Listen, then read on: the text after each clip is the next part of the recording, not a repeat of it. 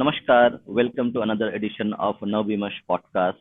So today in our book talk session, so today again we have with us Abhas Maldahiyar sir. Namaste sir. Namaste. And for audience, really apologies for this delay. There are some other issues which we could not really take control over. So again, apologies for this delay in this podcast. But when we have the author with us, let's start our discussion. So Avas ji, I want to ask you like a question. I think not meant to be ask you. Let me share my screen to you. Uh, So this is the like a preview of the book, your book, Babur, The Quest for Hindustan. So this is a preview available in Google Books. So in the first page, you quote this poem of Rajputi Bengal.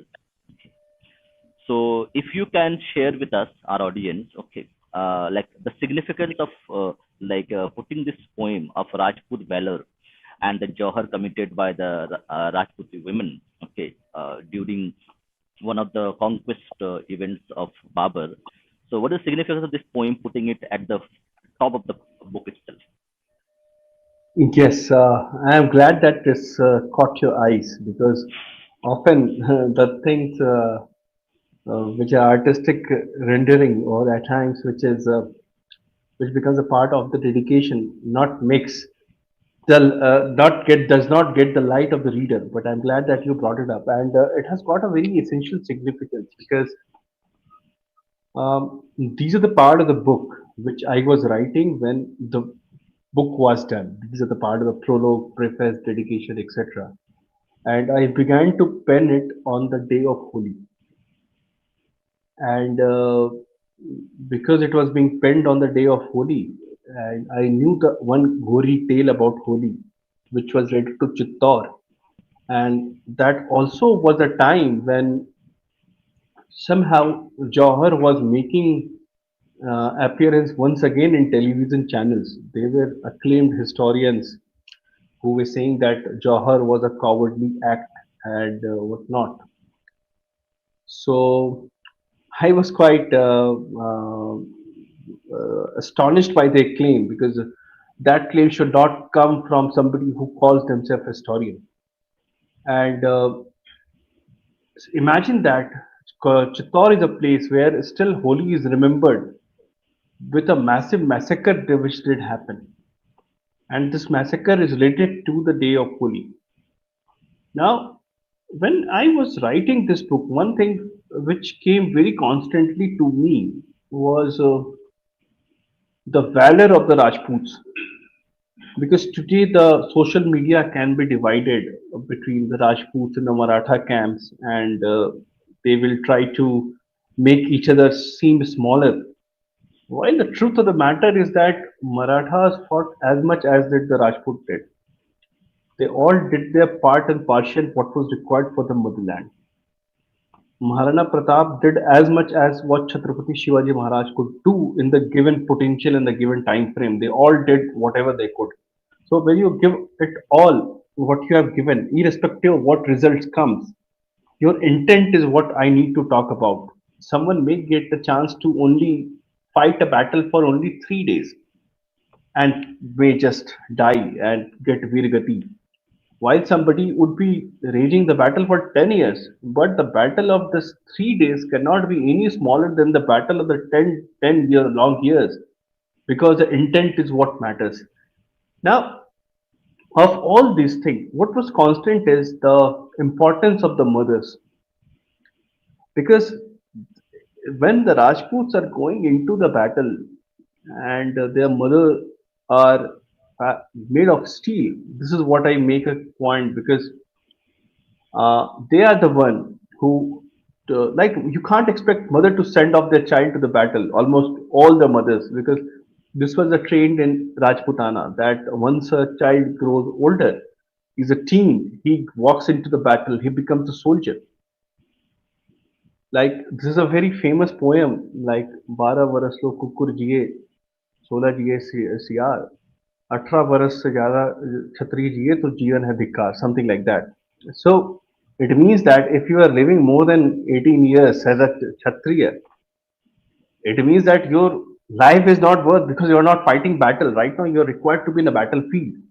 And while we are talking about the soldiers, we are forgetting that the mothers who have made them what they are singing that तुम्हारे life पे धिक्कार है if you are not going to the battle.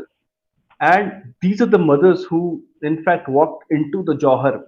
One battle happens outside the fort, and one battle happens inside when they jump into the fire. This is a battle of the bangles, what I call. I compare bangles with the sword.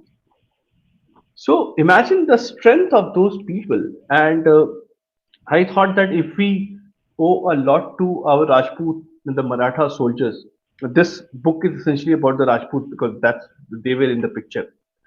But we owe a lot to those mothers who created the soldiers to be the way they were. And also to these mothers who had the courage to walk into the fire just because they did not want it to get violated because of the Malichas. And when these people are being called as a cowardly figures by acclaimed historians, and I was full of rage, and I thought that I need to pen it through the art, piece of art, that is a poem. And that is how my dedication goes, and it goes to praise the Rajputi wombs. I use the term womb because that's what really has made what we have got. And at the same time, in the Battle of Chittor, the siege of Chittor, it was the day of Holika Dahan, a day before Holi, when the siege was broken, about to be broken, and then all the Rajput female walked into the fire. And when they walk the next day, when all the soldiers have already been killed, the common Rajputs do the Shakha, as in Jauhar Shakha, is the final strand. They come wearing Kesari turban and they walk in with whatever weapons they could have from the household. They 30,000 walk in and they get slaughtered. They had a choice. They had a choice to submit to the soldiers of Akbar and live a happy life. They knew that what is going to be the consequence. Maybe that they will not live, but it was not for the polity. Like people say that sab kuch same tha. It was all about the politics, land, etc. But it was a lot more than land. They were trying to defend the Dharani Mata. They were trying to defend the Dharti Mata. They were trying to defend the motherland. And I still get the goosebumps when I hear those stories. And I thought that this needs to be told that in Chittor still people celebrate Holi with the red color, remembering the Chittor massacre. Because the Holika Dahan when this Jawar happened, and the day of Holi when the common Rajputs, not the soldiers, walked into the battle with whatever arms they had, and they just fought till they died or they attained the Virgati. So that's the reason why this poem had to make a way. And I believe that this poem is a great start to the story which will unfold in the books to in the pages to come. Yeah, actually, I was surprised to like I was going through the book and it caught my eye, and then I actually started doing some research on this. So that's what I thought. Okay, I need to ask you this question when I get a chance. So now, actually, what I have done is let me share my screen again. Yes. So I have created a kind of chronology with the help of AI to actually show the book chapters and their little bit of explanation. I think it is not being shown. Yeah, here it is. So we are going to follow your book chronology, okay, and then we will discuss few of the pertaining points which people want to discuss. So I'll go to uh,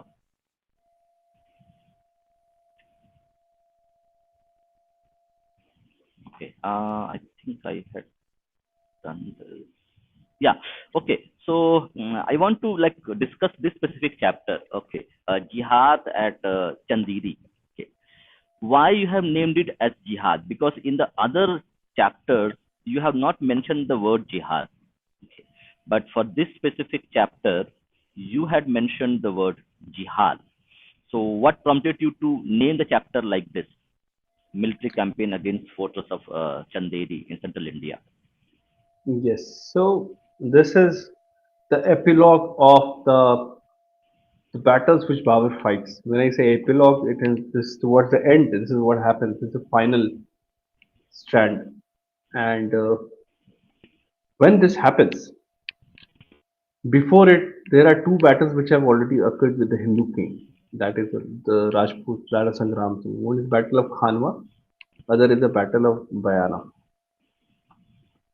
Even though Babur had declared the Battle of Khanwa to be jihad as well, he declared that to be jihad as well. But still, I call this chapter Jihad at Chanderi because this gives him the result.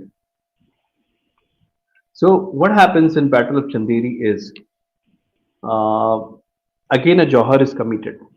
Uh, Johar is committed, and it's in the January of 1528, or if I don't recall the date exactly, either towards the end of 1527 or early 1528, is when the battle happens, and again a Johar is committed. Normally, people don't associate Johar with the reign of Babur, but a Johar was committed here. And then Babur goes on to write that mm, I have destroyed the Darul Harab. So Darul Harab is a place of the war with the infidels. So if Darul Harab is over, it means that Darul Islam is going to come in. So when you have established Darul Islam, when you have destroyed Darul Harab, when you are making such references, it means that it is epitome of your jihad. And then you have achieved what you wanted to. And Babur makes that inscription very clear. And this happens after Battle of Khanwa and Battle of Bayana. First is Battle of Bayana, then Battle of Khanwa, then Battle of Chanderi. So this is when Babur has almost done up with his main enemies. Of course, in later on, he will have to face the battle with the Sultan, the Survansh, etc. This will happen. But before that, it is assumed that this is the end of his challenges. That's why this has been named as the Jihad at Chanderi. Yes. So, to the follow-up to this question, so actually I wanted to actually because you have written the this book Hitler and the Babur, the Quest for Hindustan, probably at the same time. Okay, and both of these characters are like evil in nature. Okay, violent. So, from your perspective, like if you have to like compare, given an option, who was a more vile character in terms of perpetrating violence against women, children, killing people? So, would you put Babur as the worst one, or Hitler in terms of their atrocities that they have committed?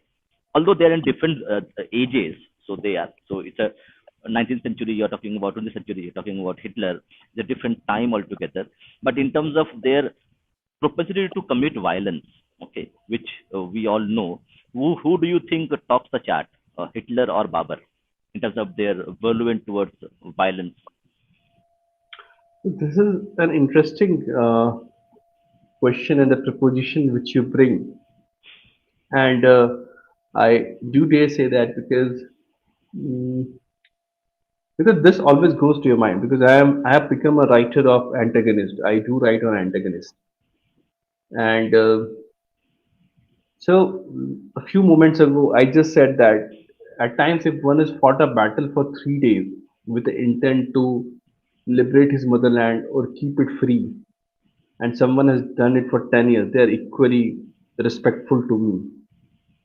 Same parameter applies to the both wrongdoers in this case. Of course, the scale changes because the timeline is different. Sophistication is very different in terms of what Hitler does. He's got a very organized system of doing fulfilling his target. Baba too has an organized system, yet it is not as sophisticated as that of Hitler because of the timeline, because of the advancement, etc. in the technology is what Babur lacks. But he is better than many of the lot around him. He has brought in matchlock. Babur intends to wipe out the Hindus, and though the claim is otherwise that Babur was very pro-Hindus and he wanted to safeguard cows and etc., which appears in a fake wasihat, which would appear later on. But people use that wasihat to make a claim that Babur was very tolerant towards Hindus. Likewise, for the Hitler, Hitler too had a lot of hatred against the Jews, and his hatred for Jews was no less than or no more than that what Hitler Babur had for the Hindus. It's just that in terms of the organizational and the sophistication scale, they both differed by large as in really largely they differed. So it's very tough to categorize either of them that who is bigger of the evil. Understood. So, one, I got the inclination that Hitler was more of a he's not a religious zealot the way Babur was. Like Hitler had politics and religion mixed together, but Babur's hatred for Hindus was something which was drawn from the scriptures and the Abrahamic morality that they have. So that one difference I could find. I have read both the books. So his Yes. religious uh, zeal to actually, from the scriptures, drawn to actually annihilate and eliminate all idol worshippers is something which is different from Hitler's political ideology or the other ideology that he had to actually eliminate Jews. Yes. I will make a point here. So what becomes interesting is that though, see, Hitler's bigotry is very different because the moment he goes in alliance with the Islamic world, his bigotry sees no less of what Babur had because he has decided to wipe out the Jews. Initially, he wanted to not wipe them out. Initially, he wanted to send them to the Palestine and be done, just throw them out of Germany.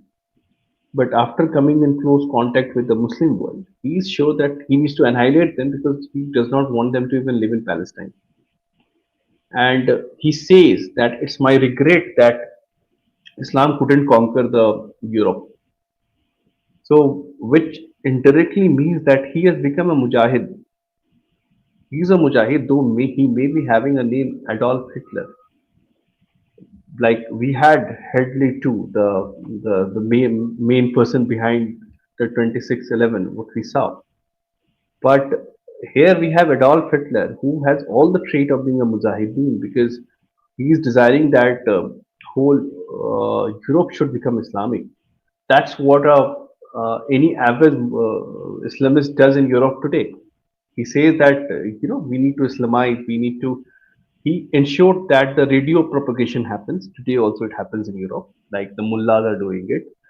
He ensured that the loudspeakers are used to propagate your words of Islam. He had let the imams speak out the importance of annihilating the Jews, etc. It did happen. A lot of propaganda, Islamic propaganda, was published through the Nazis. This is what they are doing. So, in fact, he used Islam as a great tool to justify the annihilation of the Jews, which he did not find much in Christianity, though Christianity has the verses which is against the Jews, and they were not on good terms, as people would think today, given the support Israel gets from the Western world. But this is not the reality. They are persecuted by the Christians too, and it's just that the Christian and the white people do carry that white man burden. So that's the reason why they are very apologetic about what they did to the black. Of course, they are white supremacists who do exist. We all know it, but still they are quite apologetic, and their apology is so massive that they embrace everybody. So while Europe is seeing that downfall with immigration, etc., it because of that tendency of being so extra apologetic about something which is creating the issue. But coming back to the Hitler ka case, he is no different than a modern mullah sitting in Europe. He was exactly doing the same.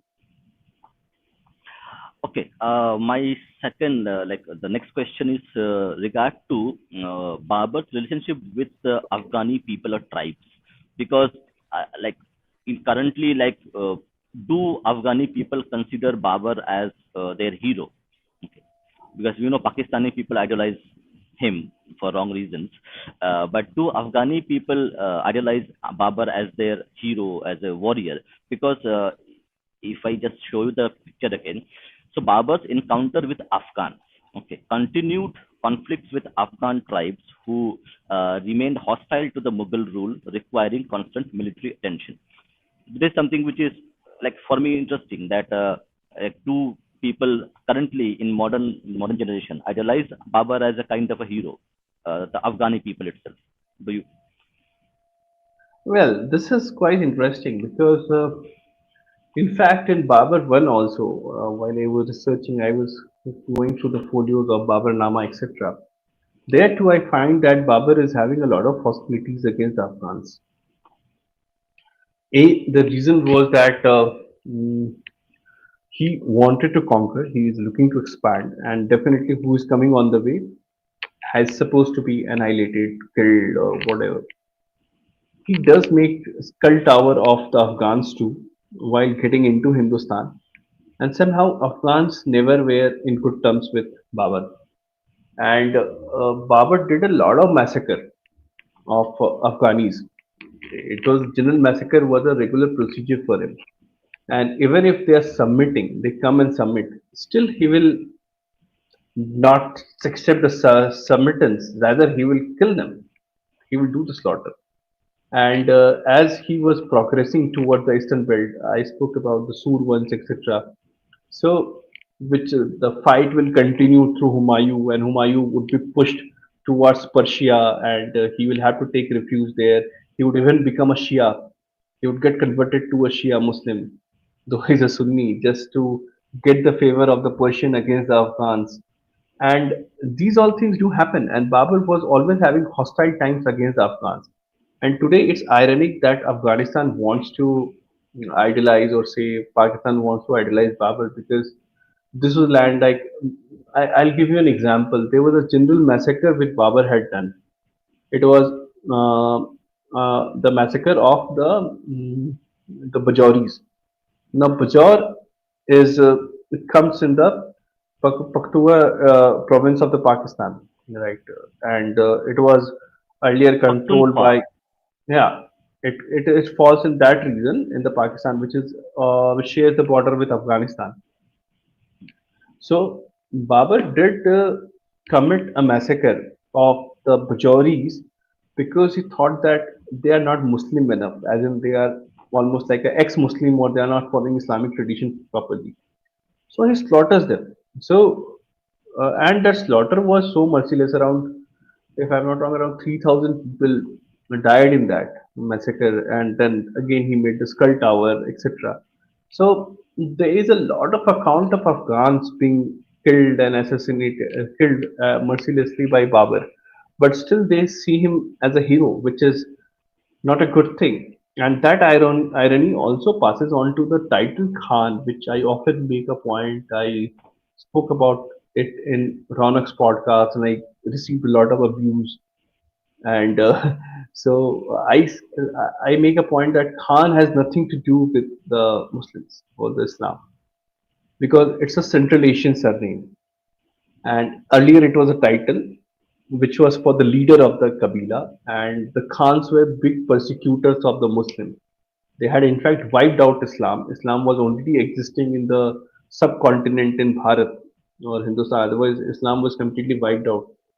And so then people make a case that, but the Mongols got converted to Islam. That's not the point. See, Mongols are continuing their tradition.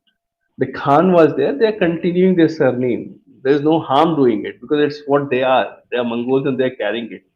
It becomes ironical if, say, a Pakistani or an Indian or somebody else from somewhere takes the title of Khan for two reasons. A, you are not Mongol or Central Asian. B is that the Khans are known to be persecutor of Muslim. So what really makes you give, what logic you have to even subscribe to that title? So this is the question which I raise to the people often. It applies to the Afghans, it applies to the Indian Muslims, it applies to everybody, right? So this is almost like a Stockholm syndrome. People try to justify that, it's very tough for them to even accept that if the conversion happened, it happened for something which was not great, something bad had occurred with the ancestors. They say that it was great that this conversion happened and we fell into the thing of Islam. Oh, alhamdulillah that it happened. This is how they will respond to you. But the point is that there was a lot of atrocity committed on their ancestors. They had to pay the jizya. They finally succumbed to it and finally got converted. There are a lot of things which happened. So this the quest to see the Babur as hero or taking the surnames like Khan, etc., are very ironical and speaks a lot about the Muslim community. But one more thing is very interesting, other angle of it. Babur was the first person who tried to demolish the Bamiyan Buddha. He was the first person to do it. So, and finally, the task was completed by Taliban, the followers of Deoband. So, if that is the case, why shouldn't they idolize Babur? Because he was the one who wanted to destroy the Bamiyan Buddha. But the irony comes back to us Indians because it's our first Prime Minister of the country, Pandit Jawaharlal Nehru, who's of course patronized Buddhism. He said that Ashoka the Great and whatnot, the things were picked from there, and Ashoka was made a very idealistic ruler, etc. It was almost patronization of Buddhism, if you ask me. And then he goes on to appreciate Babur, that he is the most cultured man you can ever meet. So, on one side, you are talking about Buddhism being a great sect, religion, Ashoka being a great ruler, and you are saying that the man who destroyed one of the greatest symbol of Buddhism to be the most civilized man. So when our own first prime minister goes on to do thus such circus, then what should we expect from illiterate, uneducated few Pakistanis out there? So, you know, so the joke is actually upon us if you look that way. So irony is that the Afghans are now like taunting Pakistanis for naming their missiles as Babur. Yes. So that's a real irony. I'll ask one more question, then we'll go to one more thing, important thing. So you mentioned the lust for Hindustan, okay, that Babur had to actually conquer, and like all his life was dedicated to actually conquer the land of Hindustan. Okay, Yes.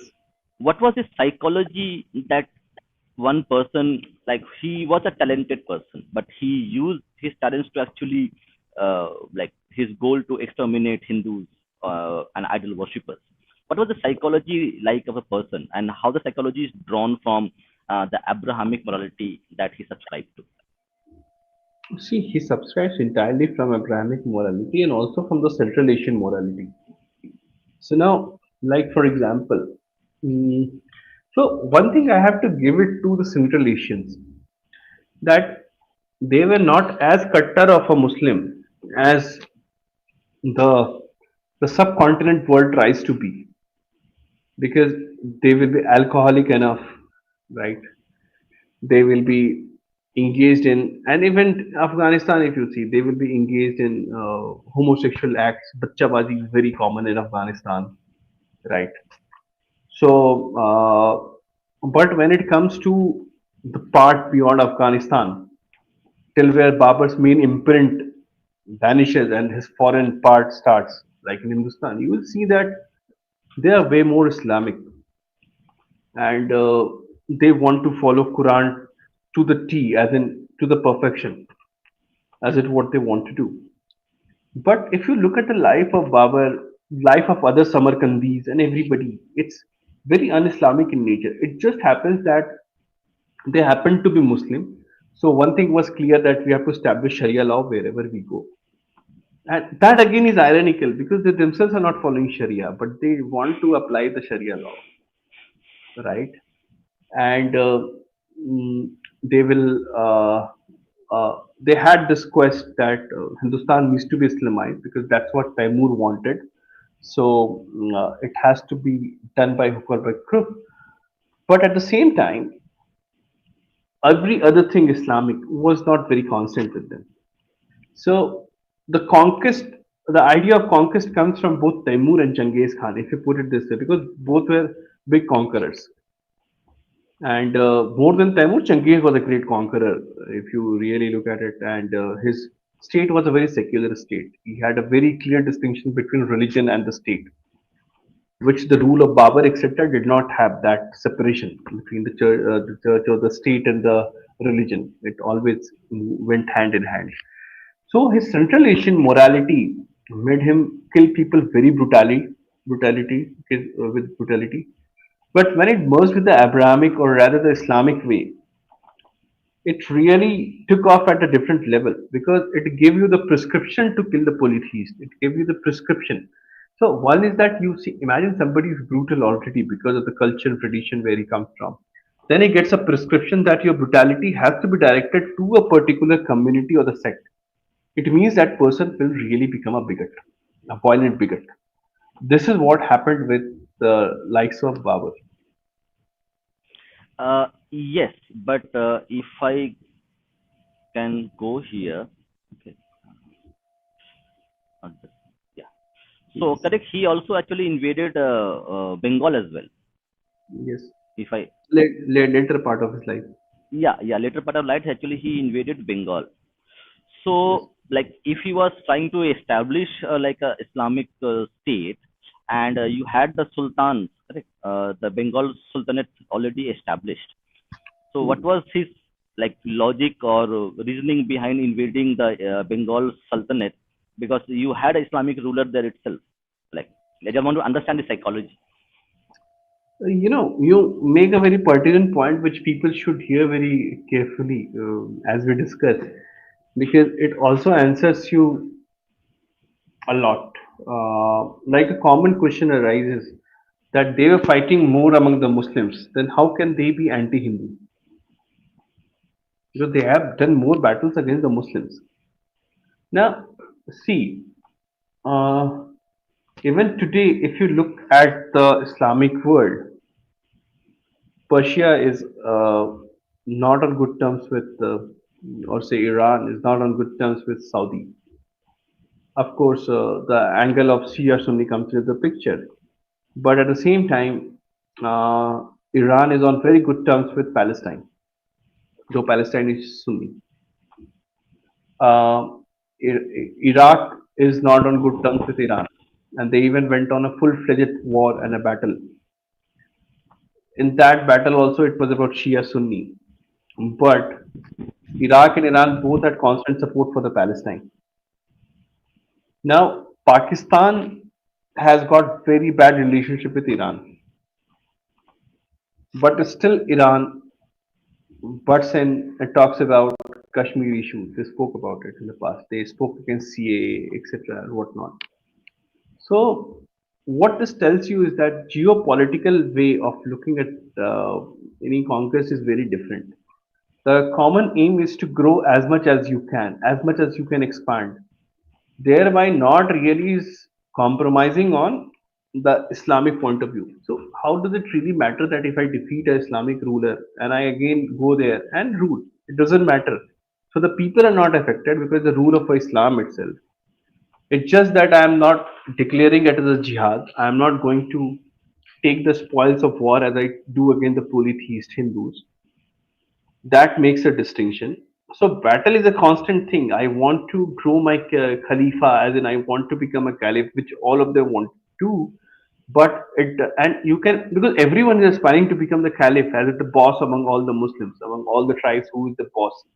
Everyone is trying to do it, but everyone has got a constant aim of defeating the infidel. Like, let's take example of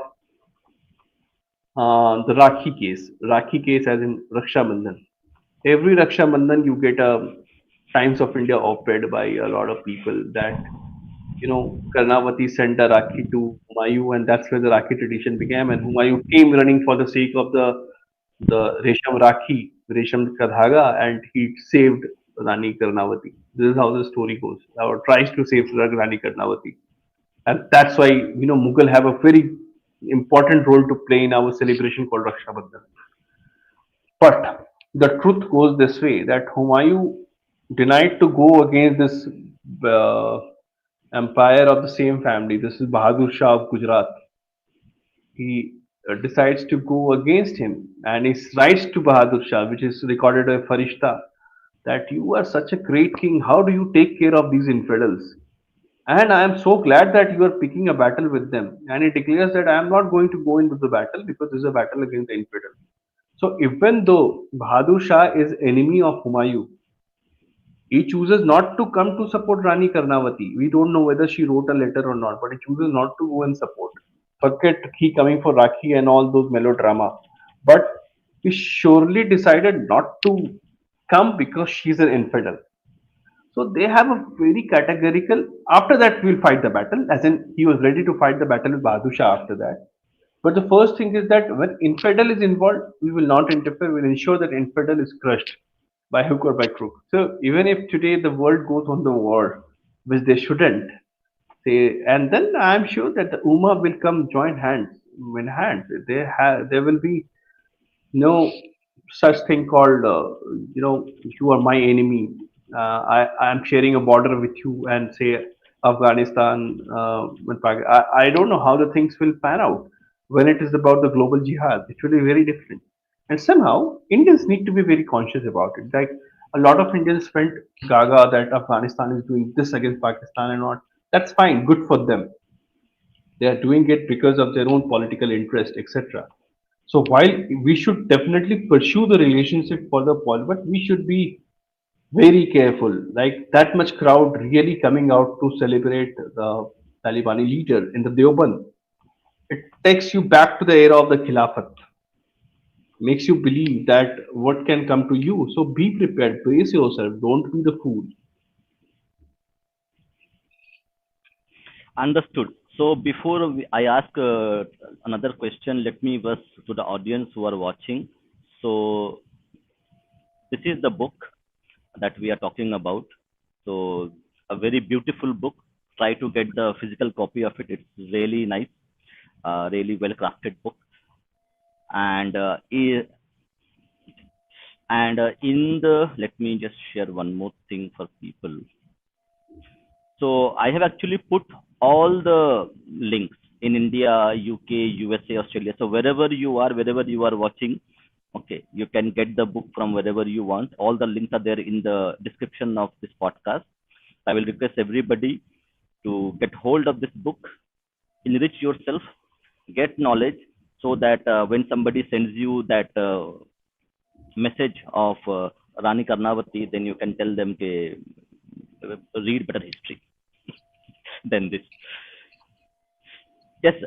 So now I think I have not mentioned. Okay. I I think okay. I give me a second.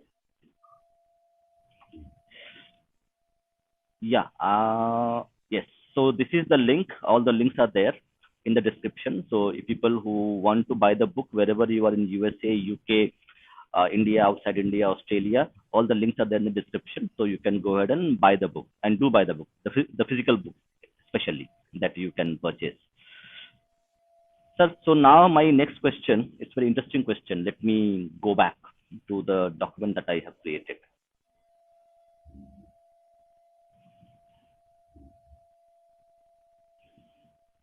Yes. So this document actually it is part of the book itself, chapter itself. So you had actually given a few interesting questions to us to the also the readers as well. Sri Ram Janmabhoomi and inscription. Okay, a detailed examination of historical inscriptions and archaeological evidence related to disputed Ayodhya site. First of all, like, what were you thinking when you added this chapter to the book, and why this is very important for the book's context, and also for the context of us Hindus who would read this book? So, what really goes as a problem often is that we are not very serious about our past. And I can definitely say it after writing these chapters because the reason is see, whatever I am pointing it out, this is what our stalwart historians on the right side should have done. I am doing it very late. I am not a historian by my qualifications. I am somebody who just likes history because my father is a historian and from the childhood I have seen history and I love it.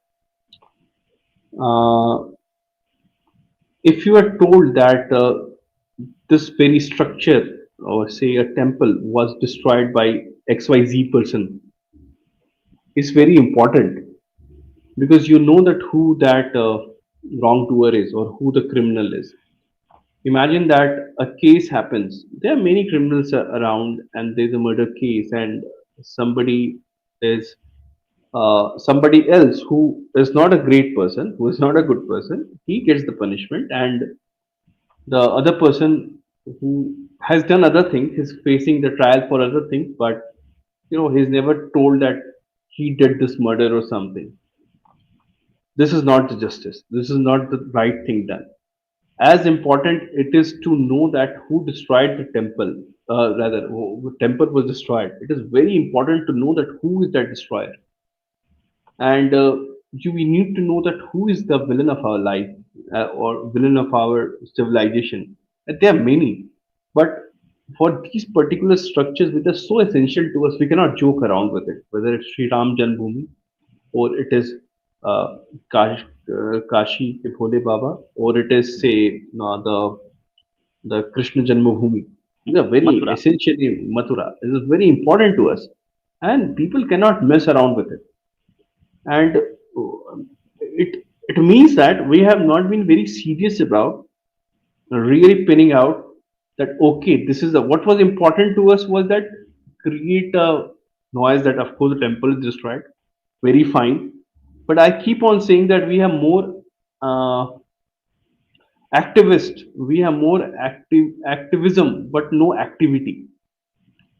As in, we can have the activism of raising the point that okay, Ram temple was destroyed, let's Hindus get united, etc., and everything. That's fine, fantastic. That's a most thing to have.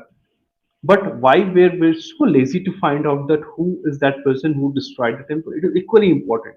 It speaks of that we were not very serious about the project. We were just so it does not reflect good on you. It means that we just wanted to create a case that okay, Ram temple has been destroyed. Let's do a movement around it. Let's talk about the Hindu Renaissance and ho gaya. But this is not how it should have been done. Now, where we were taken in ride for is because of Francis Buchanan, who was a person who had been assigned to survey the whole of India. And he went to the south, he went to the north, and he accounts in early 19th century that the memory of the people say that the Hindus, that Aurangzeb destroyed it. But there's some Muslims who are making a claim that it was built by Babur. And he produces an inscription given by, translated by a Maulvi. Translated by a Maulvi, not exact inscription, which became the main inscription for our right wing scholarship, our right wing rage, to make a case that it was destroyed by Babur. Interestingly, if you go to the full translation of those five inscription, which were produced by the Maulvi, in last one it says that talks about the lineage of the great Timurids. It starts with Timur and ends at Aurangzeb. What the hell is Aurangzeb doing in the reign of Babur? So there's a five set. So I'm just giving you that how objectively we can really approach it. So there is no reason why Aurangzeb would be been spoken about in inscription. But I still don't believe that an inscription was the original one because that was a translated one given by a Maulvi to Buchanan. We don't know what actual inscription was. The first inscription, which was produced in the court when the case happened to reach to the court for the Ram Mandir in the middle of the 19th century, that's when the only inscription produced was Allah. That is the only thing which was said that it's on the door. Allah, that's all. After that, there are set of inscriptions which are produced in the court again. And in the inscription, they got the date wrong. There's a three line of inscription. One talks about the date of destruction to be 935. One talks about, 930. Other talks about it 935 Al Hijri. There's a gap of 5 years. It's the same set of inscription. First line, second line, third line. One line says 930, one line says 935. A royal inscription done by such a serious person like Babur will not be joking around with the dates, for the heaven's sake. This inscription even got the name of Babur wrong, but seldom we know the language. We couldn't pick it that Muslim side is fudging. They had got the name of Babur wrong, but I don't know whether our scholars did not know how to read Farsi or what was the problem. We fell to the trap. That in these inscriptions became the base model to make a case that Babur ordered Mir Baki to destroy it. Now, what is very interesting is there's a mistranslation too. When Anas Beveridge Sujan was translating the text, and let me tell it outright and very clear that the academic side of the Britishers was highly evangelical. They hated Hindus and Muslims equally. They had no love whatsoever for Hindu. They had no love. If people expect that they can blindly use the evangelist text to pin down the Muslim side, you are living in some lala land. Because they saw you equally as enemy as they saw as the Muslim. So you need to do a cross check, which is very important. So when Beveridge was translating the Babar Nama, she inserts a verse, or rather amends a verse which is the original one. She says that Mir Baki Tashkandi comes to see the Padshah along with the army of Awadh. Now, this along with the army of Awadh is an annotation added by Beveridge. In the Farsi manuscript, we just see Baki Sagwal, not Mir Baki Tashkandi. There is no character called Mir Baki Tashkandi. Comes to see Babar, not with any army. There is no description of army. Army is the imagination or the insertion of Anis Babu Sujan. Original text does not talk about it. And where he comes from? He comes from Lucknow. Lucknow is quite far from Ayodhya. Why he was in Lucknow? Because he was fighting a battle against Bibban and Baizar, the two rebels, or rather, they were from the Lodi camp, who were running here and there. The fight to pin them down. In the Lucknow, this battle happens. And when this battle happens, that's where Baki Sagwal is engaged in. So how can he be destroying a temple while he is fighting with the Bibbal and Baijar? Now, what is again very interesting thing? People say that few fragments of Babar Nama is missing. Babar was not writing. That's why he does not talk about Ayodhya. Fair enough. Okay, let's inspect it then. So what happens that the sequence is this way. He first builds the mosque of Dholpur. Second is Agra, and then people say that Ayodhya mosque was built. Now, if Ayodhya mosque is built after, if you look at the chronology, Dholpur and Agra, it means that next time when he will talk about Dholpur and Agra, and his successors will also talk about Dholpur and Agra, they should talk about Ayodhya. Interestingly, after the alleged destruction of the Ayodhya Ram temple, after the construction of the mosque, Babar is writing in the diary. He talks about Dholpur and Agra mosque, which were destroyed earlier. He talks about it, but does not talks about Ayodhya. He has no fun not talking about it because he never knew that he will have to have the case being fought by Babri Action Committee side. He was not aware about it. So why would he not mention it? Humayun नामा में Gulbadan Begum, the sister of Humayun and daughter of Babur, talks about two mosques built by Babur Pasha. One is Dholpur and Agra. Again, Sambhal is also not built by Babur, by the way, nor Sambhal nor Ayodhya. These all are recent claim by the Muslim too, and we fell in the trap. And so next in Jahangir Nama, Jahangir talks about two mosques built by Babur. This Dholpur and Agra, no mention of Ayodhya. Why? What agenda will they have to hide this? There is no agenda whatsoever. They will be very clear.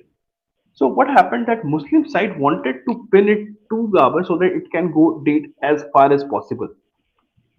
It was a very obvious thing which they wanted to, and we fell in the trap because Stephen Theller, who visited there, he makes a point that uh, the local memory says that it was destroyed by Aurangzeb.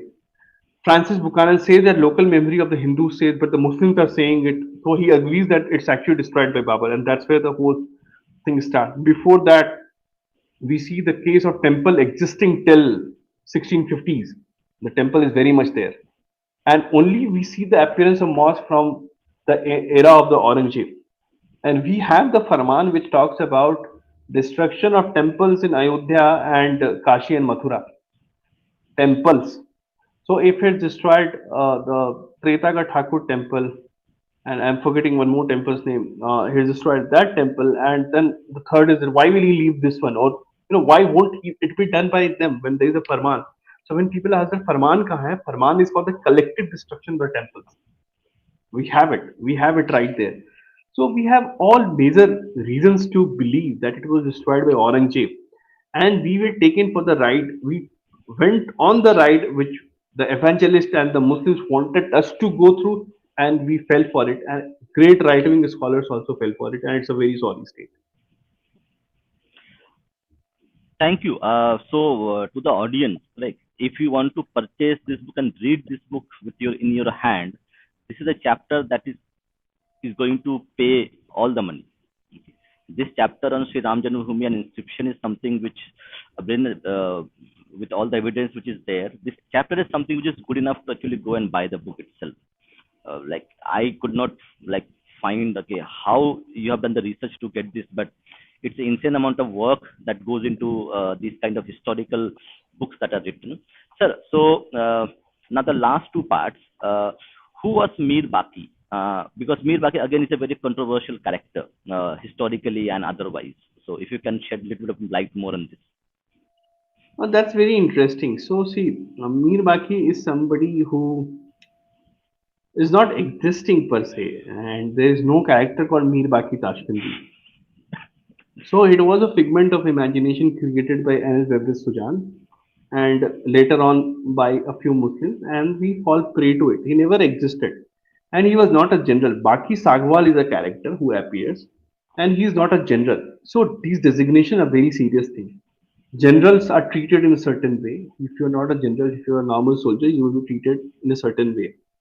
And somehow Mir Baki or Baki Sagwal never showed that trait to be one like that. And so people should not fall for this that he was a general of Babur and he did what he did. Understood. Because like a lot of people actually quoted it. So I think it was a very nice for you to actually get this debunked in a book itself with research and documentation. Will a lot of Yes, people will be quoting from Google and other people and they will not read it. yes. So this specific question that is also there in the book itself, was Babur tolerant towards Hindus? Okay. So I think the chapter is there, but and you also spoken about it multiple times. Okay. But I think this needs to be reiterated and bolted down to our minds that what who was Babur, what was Babur's psychology when it towards idol worshippers and Hindus in general. Yes.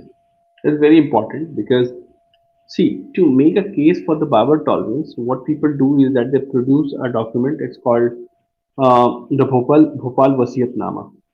And this is something which surfaced only in the 19th century.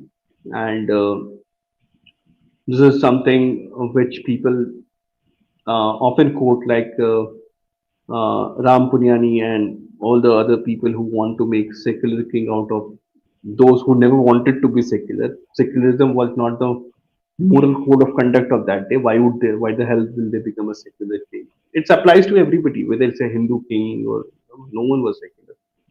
So it's a bit too far fetched to. So according to that Wasiyatnama, so if you go into the translation, it is addressed to Humayun, and there are three, and it's called Wasiyatnama. It's directly called Wasiyatnama. It's kept in Bhopal. That's why it's called Bhopal's Wasiyatnama. So the few important points which I must make is one point which Babur makes to Humayun, son, the realm of Hindustan is peopled by various creeds. Almighty God, be praised that He confers His sovereignty on thee. So he is saying that sovereignty on thee, as in you have the sovereignty. Okay, and that means you are the king now, right? He is a sovereign.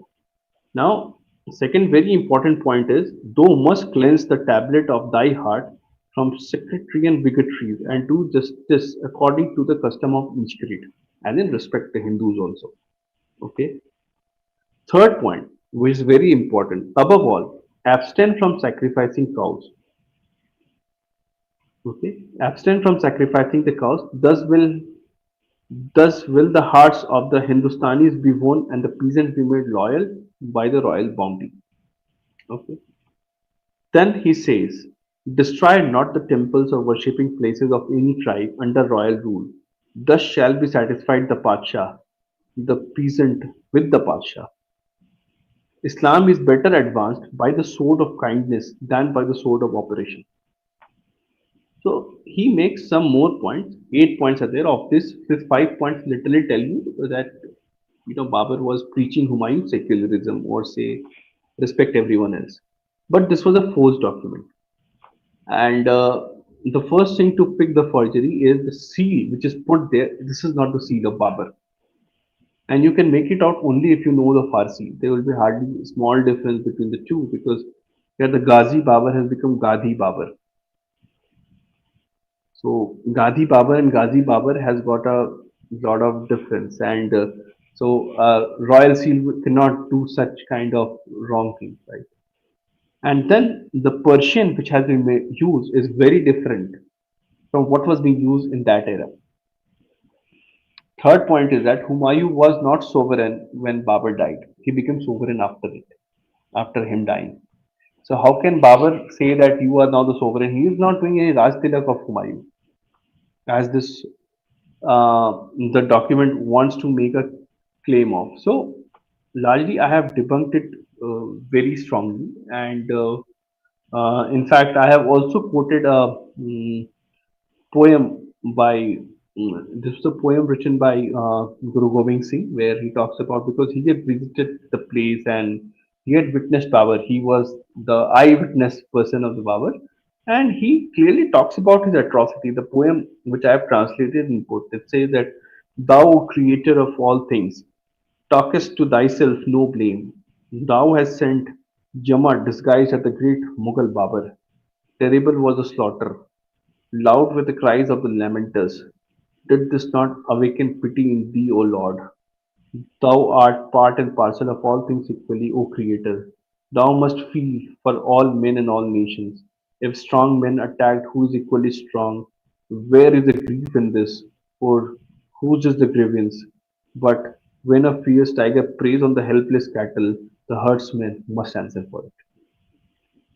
So this is what an eyewitness account says about Babur, and that document is a forged one. And we have many other instances like he comparing Hindu gods and goddesses with a pot of wine, pledging to destroy them as he destroys the pot of wine. He declaring Darul Islam, etc. So you have no evidence whatsoever saying that he was at all tolerant towards Hindus. Yes. So I think I have run out of questions which I had. Okay. So we have one or two questions from the audience, and then I will ask you a few more additional ones if we have time. So Retrowave has asked one question. Okay. What are the chances we'll be seeing places of worship, Special Provisions Act 1991 being revoked or reformed in the next 20 years? I think he's talking about the act and Mathura temple and the Kashi temple being linked in that way because I think the JSD has already said that okay they are not actually applicable. Any I think any monument or any place which is 100 years old beyond is not in the purview of the act itself. So there is no legal challenge in that. What do you think? I agree because the cases are being fought also on the demerit or the loopholes of this very act because it's a very badly drafted act also which has left a lot of loopholes. And if I'm not wrong, it was done by PV grandfather or Narasimha PV no, no, Narasimha grandfather Rao time. overseas father or grandfather, somebody had drafted it, and so it has got a lot of loopholes. And of course, people are trying to get away with it. I cannot make a point that if it will go away or not because this neither is in my purview or nor I am, but still, I am hopeful that this will be we will get away with this. And with that note, I can give the answer. Understood. So I have few one or two more questions. So Yes. when it comes to like correct, you have talked about the Hindu side being not systematic enough, not doing enough data and research to actually substance substantiate their claims. Okay. And we have Mathura and Kashi being already fought in the courts. So, what do you think us as common citizens who are watching the program? Okay, uh, like what should we do as a Hindu society in general? Any message to Hindu society itself? So see, one thing is very important that we need to see. We have become bit too reactionary, which is quite obvious because given that how much. So if you are suppressed for very long, the eruption is really it's a very scientific law. It does happen. If you press it for a long, the result will be with more pressure. So that's why Hindu side, because for very long it was said that Hindu civilization is one civilization which takes you to the downfall, whether it's to the caste atrocity literature or, it goes on and on. You only heard the bad things about it. So as soon as people caught this power of the internet and the power of access to the information at much ease, reactions became a bit too radical. And I'm not saying that you should not react, you should not act. But what I'm trying to make a point is that reactions are often uncontrolled. And this uncontrolled reaction can get you the praise for sure. Because when you are heard to be talking about, say, Hindu cause, everyone will feel good about you. Of course, because this thing was long suppressed. But in that, there's a lot of weed which will also pass through as something which will be seen as something great which has happened to you. And that filter is very important to be put across.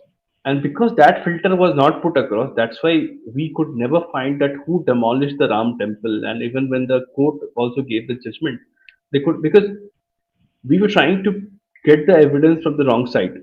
See, you have been uh, put into a case where you're trying to prove that Babur destroyed but you will never find it because it never happened. So you were taken for a ride and you were happy to do it. So Hindu side needs to get very cautious about everything what is happening in and around. Uh, like for I will give few examples around it that where we need to get cautious. See, the case of the Taj Mahal again is very important. It's important because we should know that history is very important. Now, for a while, look at the practical point of view. What are we going to do? If say that imagine that it's proven that it was a Hindu structure, acknowledgement happens. What is the next step? Are you going to dismantle it, saying that whatever work was done by non-Hindu should not exist? B, is it practically really possible to go behind a structure like Taj Mahal? Will it be possible to prove it whether it is Hindu structure or not? And I have my opinion around it given the evidences. I know for sure that it was a Hindu structure. I have no doubt about it because the foundation is massive and it is a great feat of engineering by the Rajputs, the way the foundation has been built. And later on, when Raj Jai Singh was given back a few properties, with the leftist will bring in front of you that it was a deal and four Havelis were given. And those Havelis also belonged to some Rajputs, which are being returned back. So it was not something that they were doing some favor to the Jai Singh, and Jai Singh was quite dejected about it. Later on, he stops to send the masons and the artisan to build the Taj, and there's a farman in 1637 asking him to please let them be sent to work, etc. So there are a lot of nuances around it, and like there have been a lot of work. Say that when Piano Okuji was working, so he presented a lot of point of views, etc. Right? There was a lot of point of views. Now, if you really don't do a critical analysis of anything, you will feel that everything is correct. Like the case of Ram Mandir being destroyed by Babur. If I bring those inscriptions, ha ha, ho gaya, done. Ram Mandir was destroyed by Babur. But reality was something else.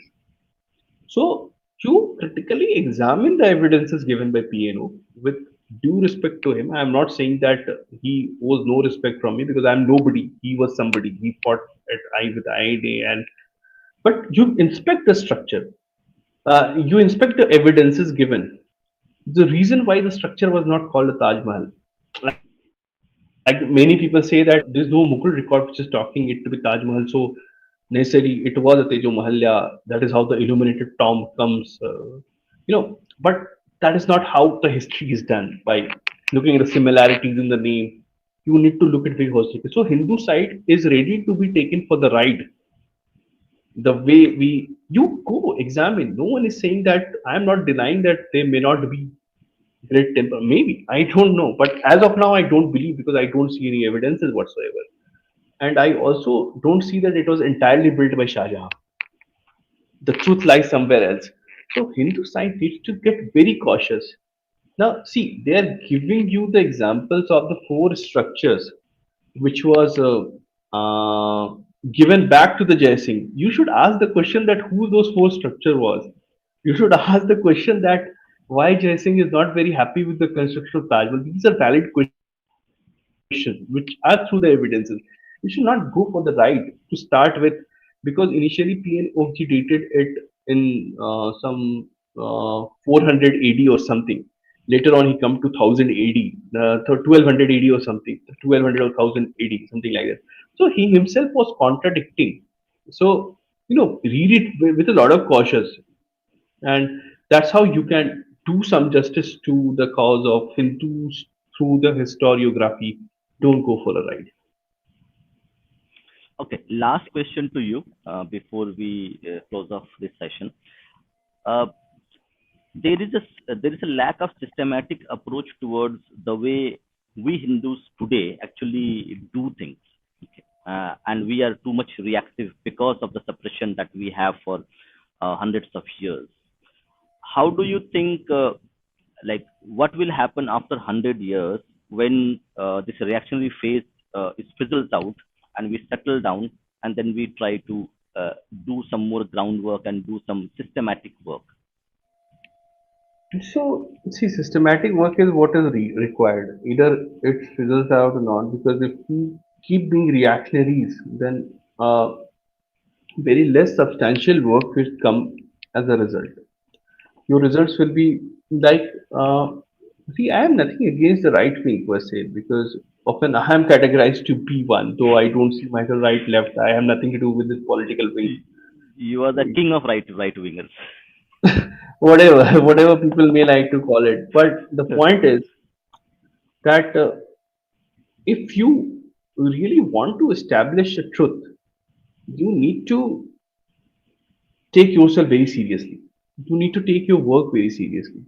And when there's a lot of books which are produced which are not great read because the substance is very bad. I'm being very honest because I really care for the Hindu side. I don't want people to be taken for the ride, right? You have to the be very cautious about the books. If you find some errors, point it out to the authors in personal DMs, reach out to them, ask them, debate them, right?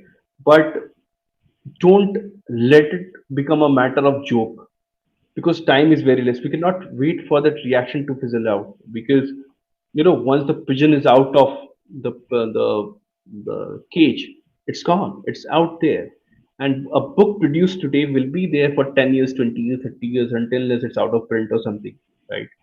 So be very cautious. Let the people whom you see as your heroes do the right cause for the society, because it's very easy to carry it away. Say that today I will say that, hey, I want to do a great book on this. You all will come and appreciate me. And no, that's not about it. It's not about me appreciating you, you appreciating me. The question is that when we all are gone after 50 years, what we have delivered for the generation, like what exactly is, are we going to be those scholars, whoever wants to do some scholarly work, that our work will be referred for the ages to come? Are we going to replace those books of the leftist? And you can't replace the book of a leftist if you are not doing substantial work. So you can ask today that why publisher are biased against. The whole reason is that publisher is not biased. They see the market. Publisher sees a market. They want to see a market, and anything which sells good will be given an opportunity. So to get into serious scholarship, don't get carried away by, and in fact be ready to accept that I am wrong. Like often on social media I've accepted, okay, this was my stand, Someone catches me, I say, okay, it's my mistake. I am ready to accept it, and because it's not important that you know it all, right? It's you can't know it as well, but it's important to accept your mistake and move on with it. If you don't do it, then that's not what a scholarship can be like. Okay, just one thing. When you mentioned that, okay, publishers are not biased, but we have seen, correct, a lot of crap is published in the name by the academia in the name of history. Yes, So there is an ideological bias which is there in the academy. Like some people, I know academia. uh, some people call academia actually a kind of mafia. Okay, Yes, it they is. they run they run a citation loop to Yes, actually get their things done. So yes. in that context, so why do you think we lack? Do we lack institutional support? Do we lack a kind of mentality to actually do long-term thinking in terms of institutions, research, publications? Is that something which is missing for last 200 years, or like we are building now? But why do you think it is we are lacking so much behind for 200 years in terms of building institutions which actually take forward our story, our history? No, the reason is that the only reason is we have not been very serious for scholarship, and I am very true to it because say, for example, you pick. We have been harping about Mughal since at least I have seen social media. We all of us have been. When you go to find a book on Akbar, where do you find the most definitive biography? Where is the so-called right-wing scholars' book on Akbar? Huh? When you really try to look about, okay, there's so much saying about Taj since the time of PNO, etc. Where is the scholarly work for the Taj? Still, everyone wants to quote PNO and become a laughing stock at times because a lot of things which can be repeated. Did we really put effort to? So I will give it to the PNO that he did a research, he did something, he produced something, but I don't agree to his point of view. I certainly am very clear that it was not a temple, as of the evidences which have come through. But the question is to the scholars, the people, or who have a question for the academia, etc.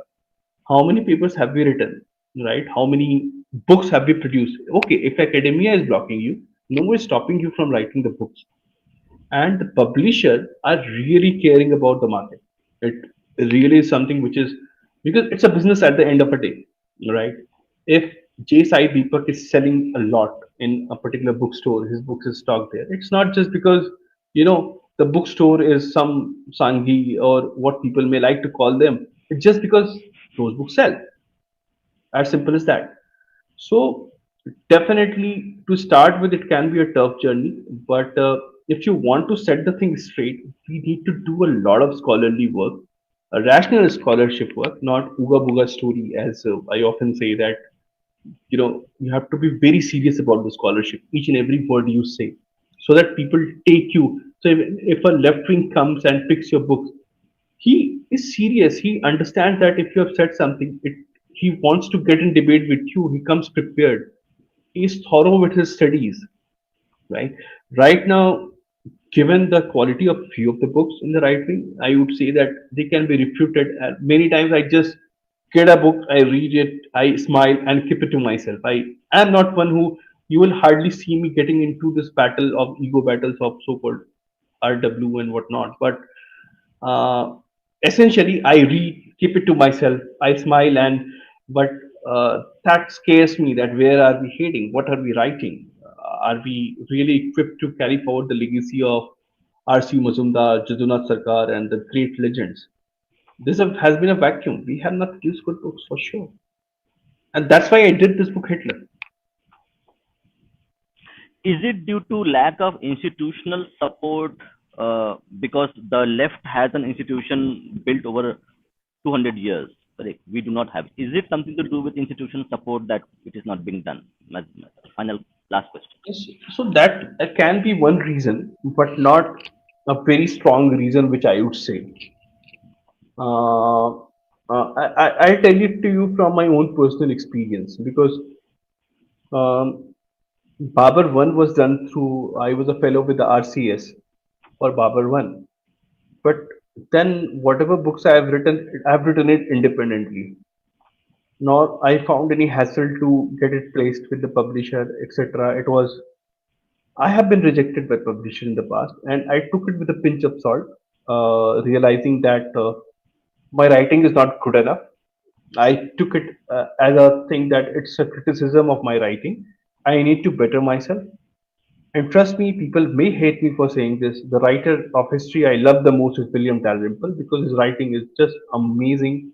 He knows how to weave the story and it makes it palatable, it's readable, it's amazing storytelling skill what William Dalrymple owns. And we need to learn it. Even when Swapan Das Gupta said that, we need to pick on that. We need to pick on that art of how beautifully we present our text, how it is commercially viable, etc. Right? So again, as I see that the question has popped up, do you need academic credential to access archive? Yes, you need it.